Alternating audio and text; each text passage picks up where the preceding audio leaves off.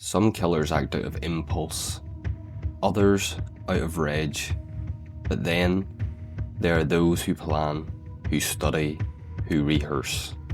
In the northern English city of Bradford, a man walked among the public unnoticed.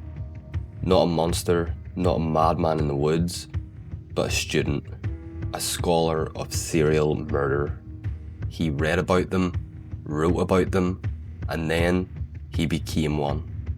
What you're about to hear isn't just the story of a murderer. It's the story of a man who turned his obsessions with serial killers into a blueprint for horror. He called himself the Crossbow Cannibal, and what he did shocked a nation.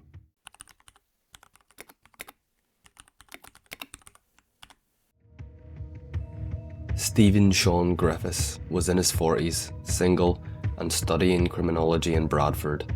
On paper, he was an academic, a man fascinated by the psychology of killers. His postgraduate thesis, Homicide in a Historical and Cultural Context. He immersed himself in the darkest chapters of human behaviour, from Jack the Ripper to modern serial killers. He didn't just study them, he admired them. Steven owned dozens of books on murderers. He corresponded with convicted killers.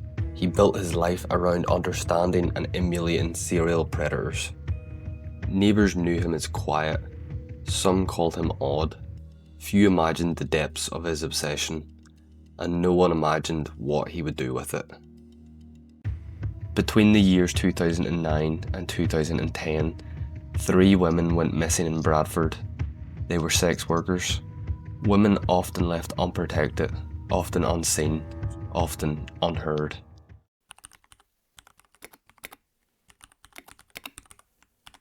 March 2009, Susan Rushworth, 43, a mother, a daughter. She had struggled with heroin addiction but was known to her local community. On a spring morning, she left her flat and never returned. There was no commotion, no public outcry. Her disappearance barely made the headlines. June 2009, Shelley Armitage, 31. She had told a friend she wanted to leave the streets behind. She was last seen walking along Sunbridge Road, a place she knew well, but that night she disappeared without a trace. No witnesses, no suspect, just silence.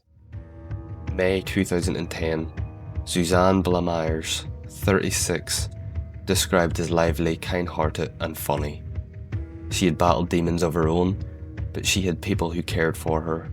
Her disappearance would finally lead to a break in the case, but only after the horror had already unfolded. Each woman battled addiction. Each lived in temporary accommodation. Each had been criminalised, stigmatised and overlooked.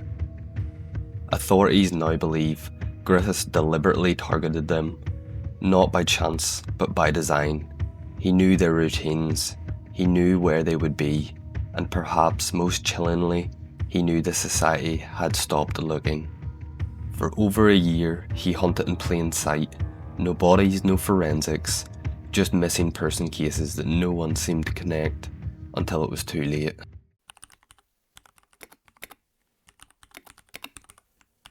At first, the disappearances weren't linked.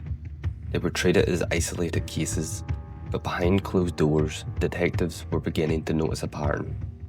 The victims knew the same areas, the same people, the same dangers, and one name kept surfacing: Steven Griffiths. Then came the breakthrough. CCTV footage from Griffiths' apartment building captured something chilling.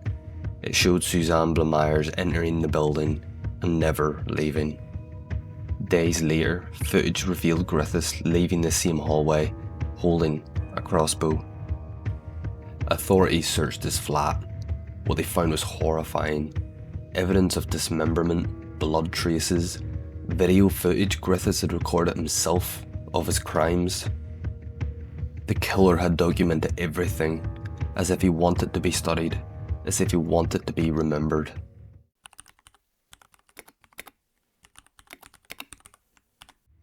Griffiths was arrested in May 2010. At the time of his arrest, he was calm, even smug. When brought before magistrates, he gave his name not as Steven Griffiths, but as the crossbow cannibal. During the trial, the prosecution revealed details of the murders, including footage Griffiths had filmed on his handheld camera. He had recorded himself moments after killing Suzanne Blamires, speaking directly to the camera. "I am the crossbow cannibal. That's part 1. He showed no remorse. He often refused to cooperate, and at one point, he appeared in court barefoot, claiming shoes were a humanizing accessory.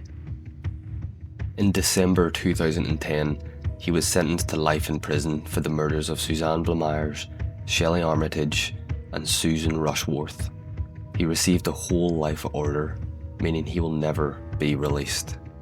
Steven wasn't an impulsive killer. He was calculated, cold. Psychologists would later describe him as narcissistic, antisocial, and entirely lacking in empathy. He didn't kill out of rage. He killed out of an ideology. He wanted to become something, to transform from observer to participant. His self-made nickname, the Crossbow Cannibal, was never confirmed with evidence. It was theatre, branding. He wasn't content being a nobody. He wanted legacy, to be studied, to be feared. In many ways, his academic background didn't stop his descent. It enabled it. He studied horror so deeply, he became part of it.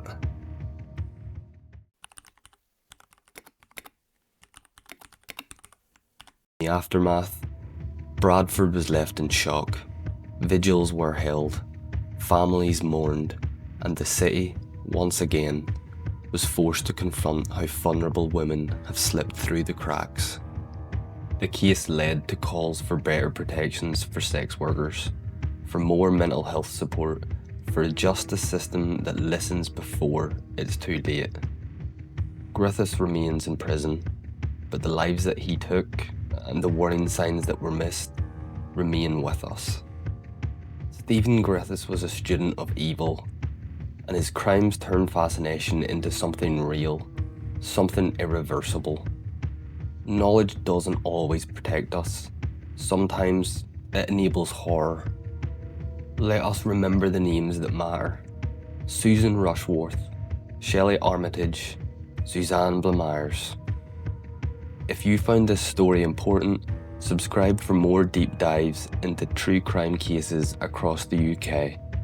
And let us never forget, real lives were lost, and they deserve more than silence. Stay curious, stay safe.